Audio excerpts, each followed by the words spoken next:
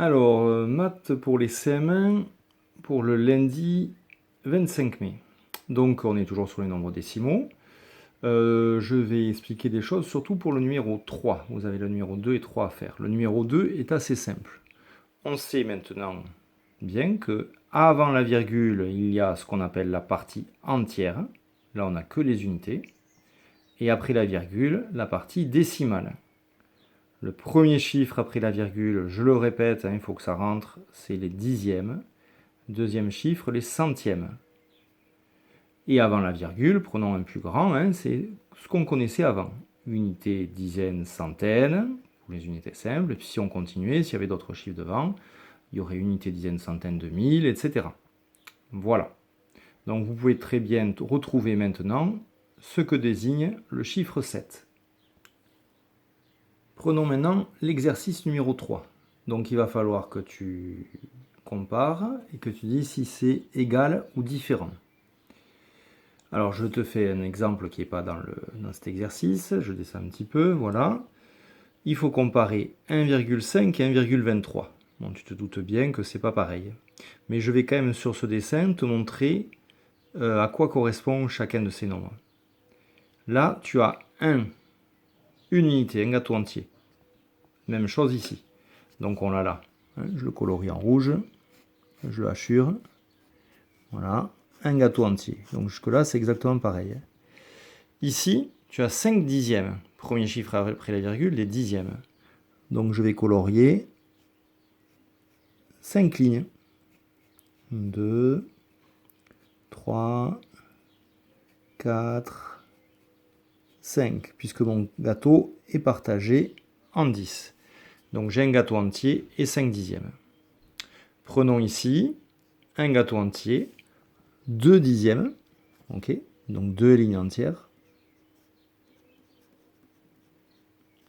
et 3 centièmes. Alors là, ça va être des petits carreaux, d'accord, donc 1, 2, 3, 4, 5, 6, 7, 8, 9, 10. Donc j'en prends 3. 1, 2, 3. Et tu vois bien que 1,5, c'est plus grand qu'1,23. Puisqu'ici, il y a un gâteau entier, 2 dixièmes seulement, alors que là, il y en a 5, et 3 centièmes. C'est trompeur, là, on voit 23, on va se dire que c'est plus grand, mais non. C'est celui-là qui est plus grand, puisque là, on va comparer en commençant par les dixièmes. On voit 5 dixièmes, 2 dixièmes. Ok ?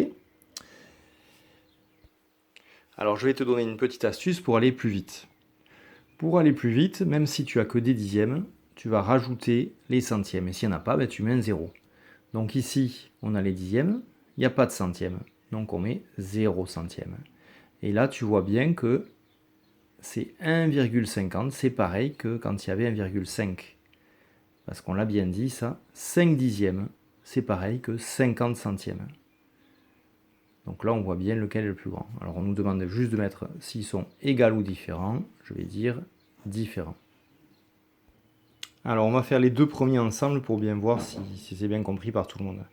On a donc 12,50 et 12,5. 12, c'est pareil, on est d'accord. 5 dixièmes, 5 dixièmes. 0 centième, et là, il n'y en a pas de centième. Donc c'est pareil, on met un 0. C'est comme si on peut le mettre, le 0. Donc on voit bien que ça et ça, c'est égal. Puisque 5 dixièmes, c'est pareil que 50 centièmes, je le redis. Prenons le suivant. 14. 14, c'est pareil. Partie décimale, 2 dixièmes, et là, il y en a 0. Est-ce que c'est pareil? Non. Ici, 2 centièmes, et là, il n'y a rien, on peut le rajouter. Donc là, vous voyez, vous avez 20, et là, vous avez 0,2. Donc, je peux écrire différent.